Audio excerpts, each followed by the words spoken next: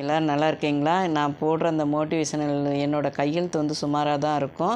நான் போடுற அந்த மோட்டிவேஷனல் இதுக்கெலாம் எனக்கு எல்லோரும் ஆதரவு நிறைய பேர் கொடுக்குறீங்க.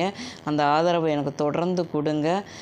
நான் வாழ்க்கையில் நிறைய அடிபட்டிருக்கேன் பார்த்துக்கோங்க. இதெல்லாம் நான் சேகரித்து எழுதி வச்சு என் வாழ்க்கையில் நடந்த விஷயங்களை தான் உங்கள்கிட்ட நான் பகிர்ந்துக்கிறேன் பார்த்துக்கோங்க.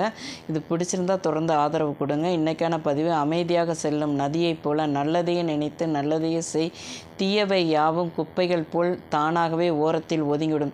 நமக்கு நிகழும் அனைத்தும் இறைவனால் கொடுக்கப்பட்டது என நினைக்கணுங்க. நல்லது நடந்தால் அதிசயம் நடந்திருக்குன்னு நினைக்கணும். கெட்டது நடந்தால் ஏதோ வாழ்க்கையில் ஒரு பெரிய அனுபவம்னு நினச்சிட்டு போகணும். அதே மாதிரி சில விஷயங்கள்லாம் நம்ம புரிந்து கொள்ள முயற்சிக்கவே கூடாது பார்த்துக்கோங்க.